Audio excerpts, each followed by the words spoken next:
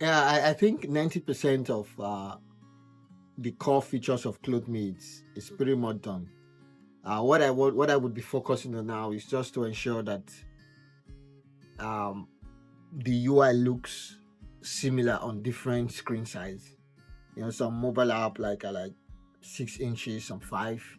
And from my past experience launching a mobile app before, I remember that we had issues with the Android version because for some reason Android has the OS. I don't know. Maybe they've changed that now. Maybe they've upgraded it. I don't know, but I want to do a lot of testing this time around just to ensure that the app is not crashing on one version of Android and on another version of Android is doing well. So I might have to test it on multiple Android OS. I think for iOS it's pretty much stable. So I will be running tests for like a couple of weeks, if not months, and just fix those little things as we go. From last week, we were going to work on the product detail screens, and brands detail screens. I have something already that I would like to show today. And if you're watching this video, if this is your first video you're watching, it's more like an episode that I'm doing here just to give you a behind the scenes of how I'm building this app, my thought patterns, and the decisions I'm making as I go to build the features into the app. So I would encourage you to watch other videos so that you can have a true context of what ClothMe is and size e-commerce and how it's different from the way we buy fashion now online. One key feature that I think is important as we go forward is adding this sort of little what I'm looking for the right word to use, sort of behaviors or interest of different users. One key one that I want to work on, I mean I had the idea a long time ago, is sustainability. I'm someone that has always been that let the user drive sustainability when it comes to fashion. The way we've been doing it is maybe try to force the brands, but these brands they need to make money. And so I'm someone that believes that you can use business for good or you can just use business to make profit. I don't care about people who work for you or your consumers or the environment or whether you pay your taxes or stuff like that. I am on the other I would say I try to balance that. Ensure that you're making money, because if you run out of money, then you cannot do good anymore. So while you make money, make it in such a way that you're conscious of the environment, of people who you work with, your consumers, and all the rest. So sustainability is something that I believe that we should empower consumers to drive. And that's one thing ClothMate is going to do. I will talk more on that in upcoming videos, but for today, I just want to give an idea of my thought pattern, and maybe if you're something that you're interested in, you can share your ideas in the comments. What I'm thinking of doing is for every product and every brand, there will be badges on the brand details page, and those badges should be like something like economical sustainability. Do they practice these things, like is it like a this recycling stuff, or are they vintage clothing and stuff like that. So once customers, before they follow each brand or favorite each brand, they would see all of those details. It's not a badge that the brand will pay for, but my intention is we would investigate and use the industry standard to say, okay, this brand practices um, sustainability or does not, and so we cannot give them the badge. But if they do, now consumers know that this brand does it. It might not even be at the brand level, it might also be at the product level. So you have to also consider that brands might not have the resources to practice sustainability. for the entire company, but maybe they are interested in doing it for a product. So each product would also have sort of this badge that the users, once they see, they know already. So that's something I'm working on. You see, it's all of this is just being enabled by size e-commerce. Because that way, because if you have users coming, a lot of users coming with their parents, with their kids and stuff like that, based on sizing, and we've gotten that right now, we can begin to put some of these little things that the consumers, that are interested to consumers. If you're not interested in sustainability, if you're not interested in any of those things, it's okay. You can follow the brand, buy from them, support them. That's not for us to judge. But I think it's a good thing to educate and let the consumers know, and also help the brands know that, okay, consumers are interested in this stuff. Maybe it's something that you want to look at. And because we would be helping to reduce the waste that has to do with unfit product and overproduction, I think it will help the brand save more and even make more profit. So that's something that I just wanted to put out there, and I'm going to be working on. So you will see some of these little things in the app, and I hope that because of that, you get to use the app and share it with your family, and give us feedback on what you think. But I want to just share some of the screens, that the product detail screen. Some of these details are not in the product screen, detail screen, or brand screen already, but I started working on them already. So maybe in the next episode, I would share those details of what it looks like. And also, I hope to do a video where I will do maybe like I'll do a walkthrough from the onboarding screen to maybe the store and some other screens. Because on the app, you don't need to sign up to start shopping. You would only need to sign up before you make payment for the product that you intend to buy. And that's because so that we can have this communication with you and verify you and all of that. Because things like the payment gateways, they need all those verification. But you can just open the app, put your size, start to see all the feet around you from your city, and shop, invite your family. And then when it's time to make payments, you then simply one click of a button or 2 clicks, you have your account, and then you can make purchase. It's just trying to remove as much friction as possible, so it's easy and intuitive for anybody to use. So that's what I would do today. I'm just going to do a rundown of what the screens look like, where I am, and hopefully my thought pattern on this sustainability and how I think it would help brands as well as help consumer, and maybe overall help the environment. I'm not saying that ClothME will change or make the environment better, but I think it's on us to do as much as we can with whatever thing we're doing as business to help. Because my ultimate goal as an individual is to leave the world a better place than I met it. And what can I do to improve people's lives, improve where they live, improve our environment? Because for me, I believe that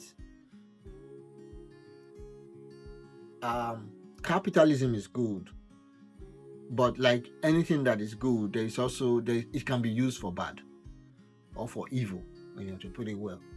So I want to try as much as possible to use my knowledge, my skills, and whatever project I'm working on for good, and help people achieve their ultimate goal.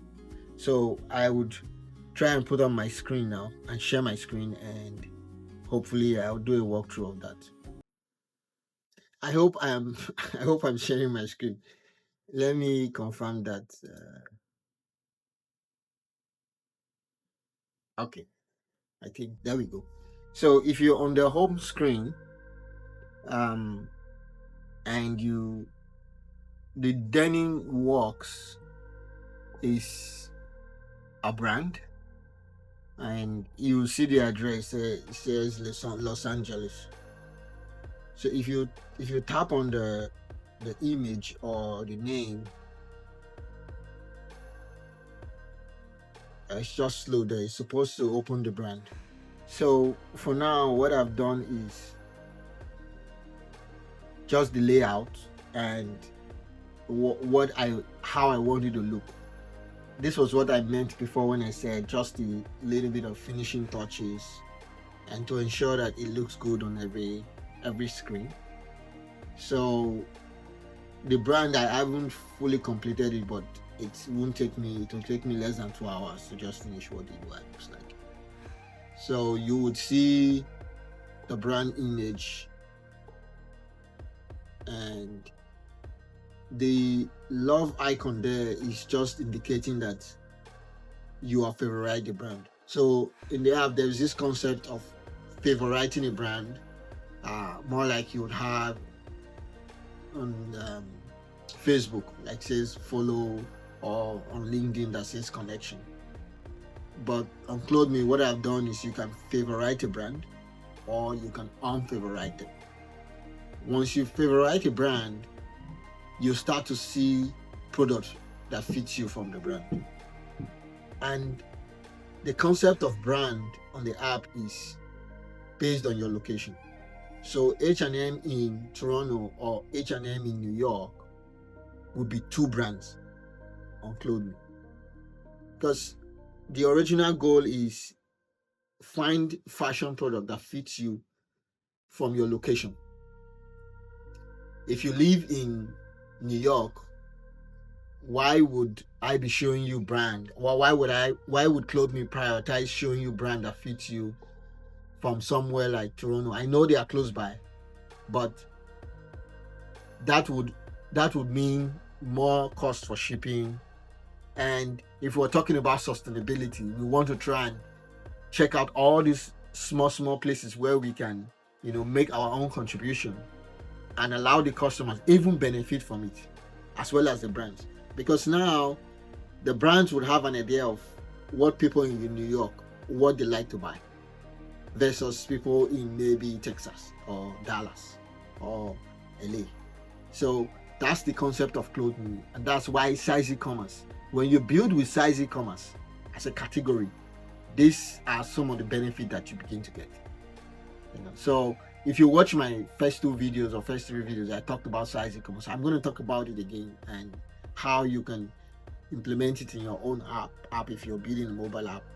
It doesn't have to be fashion alone. You can do it for home decor and other things, right? So that's some of the benefits. So this is what. So he under the name of the name of the brand. That's where you will have the badges, whether they practice sustainability or they use ethical ways to make that, or what sort of material or fabric or practices. It'll just be small badges, maybe like 2 or 3 of them. So it's not overwhelming. But that's what I am looking to do. Hopefully, soon enough, I would. Just that this Christmas holidays I have to do a whole lot. Prepare for Christmas. Supposed to go on a little vacation. I don't know if I will go anymore. So, and I have to do recording for this, behind the scenes, and so hopefully I'll have 2 hours and I'll just finish the screen. So if you go back now and see, I've gone back, but my screen is slow. If you go back and then just to show you what the product screen looks like, it's showing here, but it's still yet to show up on the screen. sorry guys. I need to update my entire setup here. So the product screen will look like this. The name, the location. If you tap on the regular fit button, it's supposed to show you the details of what the fit looks like. If I don't think I've implemented that, maybe I'll need to implement that down. Just note it down. And you can also from here go to install, reserve it, and go pick it up. or you can add it to cart. And maybe I can say you can buy directly, because there might be that option to just say buy now instead of add to cart, or maybe add a third button that says add to cart if you're interested in buying more, right? So that's something I'll look at. And I feel like these buttons and these details on the screen, they are too big. I might need to work on them. See, for the Android, it's showing us like too big on the screen, but when you're looking at it from iOS UI, it's different. So that's the sort of testing I was talking about, because I want to try as much as possible to make sure that when you open the app, it feels good, and it's responsive. If you look at the end of the screen, there are 3 circles there. That's meant to be like color selection. That I haven't completed. So if you tap on the button, it's supposed to show you the product based on the colors. Because some product might have white, like a t-shirt, white, black, and so on and so forth. So we want to give users that option too, to pick a product, color of the product they want, and buy it. So that's what these scripts look like for now. Hopefully, before the end of the year, I would do the video where it's like the entire rundown of the screens and show you what the onboarding flow looks like, and also update on the screens. I didn't want to do much of coding today, just to do a walkthrough, and I might be changing the style of these videos just to focus on key concepts and also show you how much I've done on the vendor application, where vendors or brands or designers or stylists can upload product and use it. One other thing I wanted to mention is the app is for everyone. I mean, I don't mean little kids, but you're an influencer, you're a celebrity, you're an ordinary person. As long as you worry about sizing when you shop online, or worry about sizing when you're looking for a product, I want this app to feel like it was meant for you. It was made to serve you. And so I'm not interested in just focusing on, celebrity stuff and influencer stuff. I'm going to try and ensure that everyone feels like the app was made for them. I know that's going to be hard, but that's my ultimate goal. Because I'm not a celebrity, I'm not an influencer, and I have that problem. Like I said in 2 episodes ago, I am the number 1 customer, and the way I would love the solution to feel like it's the way I'm building the app, and I hope that is enough to help you solve your own pain problems. What else? Oh, okay, yeah.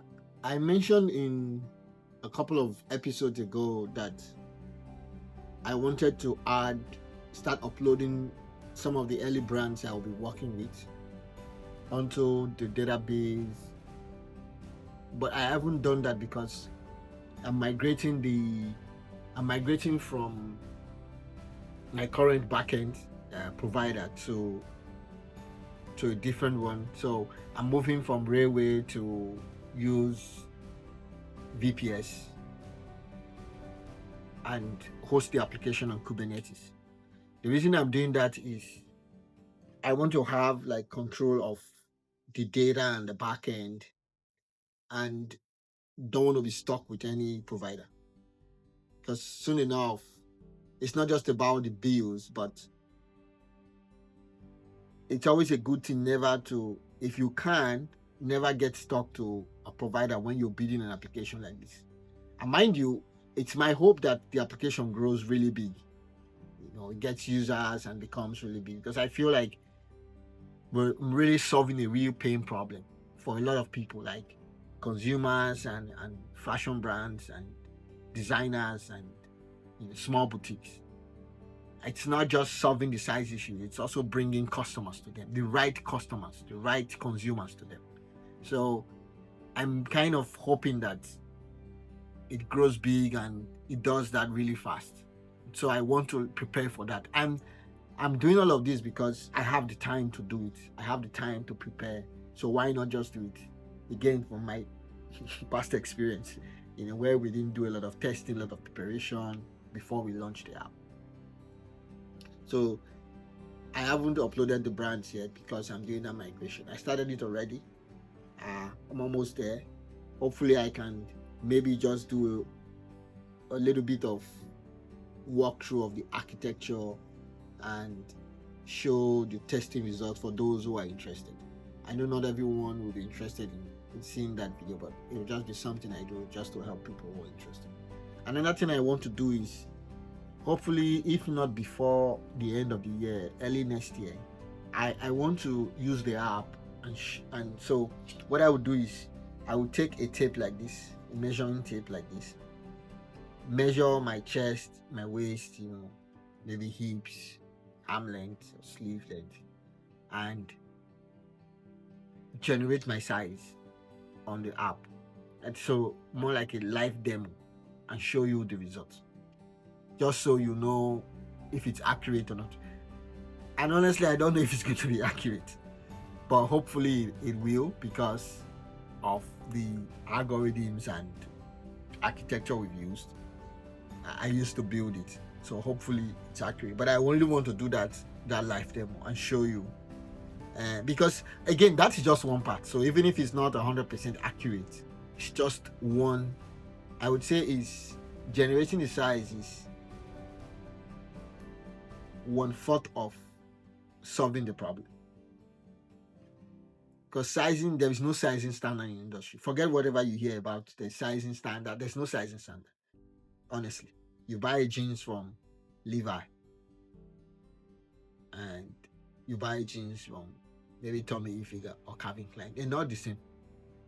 They're not the same. Trust me, I've done that research. I might not be right in terms of the brands, but brands have different sizing. Your size 2 here might mean something else for a different brand. So having your size is just one part. Solving the size for the brand is another part of it. And then matching the user, it's a whole process. And then the last thing I'm thinking of doing is I want to improve my cameras and my setup. I feel like if I do that, I would enjoy making these videos more, because now I'm recording from an iPhone 11 and I know the picture quality is not good, so I want to get some cameras, maybe multiple cameras, do a little bit of setup, and so I can give you some good quality videos and maybe impress you. So I'm thinking of doing that in the new year. My lighting is, I don't want to show the lighting I'm using. It's because I live in Vancouver, right? The weather is, this time of the year, you hardly get sunlight. So, and I'm recording from a basement. So,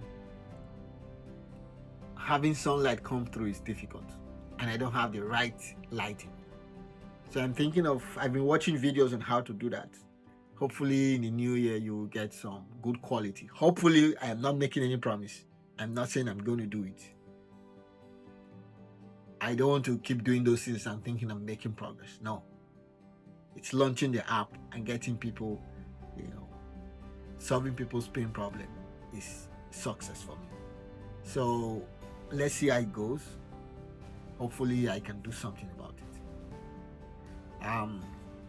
If you like these videos and you want to support what I do here, and you want to be part of this community, you can like, subscribe, share the video with someone, you will be helping to solve that person's challenge in terms of finding the right size and their style, and helping to, in terms of sustainability, push that with, vote for that with their, with their purchases. And always come back to, I post videos on Tuesdays, mostly on Tuesdays, and sometimes, so every other week on Fridays. But I try to upload just different shots of the long form video on YouTube here too. And you can also follow me on LinkedIn, on Twitter too. I would love your support, and hope to see you next week. Stay blessed, stay hungry, and continue to believe in yourself, believe in what you do. If you have an idea, go for it, because and no one can really execute it like you will do. Not everyone will believe in you because that idea wasn't given to them, it was given to you. So go for it, believe in yourself, and trust the process. Trust in yourself. Bye-bye, and take care.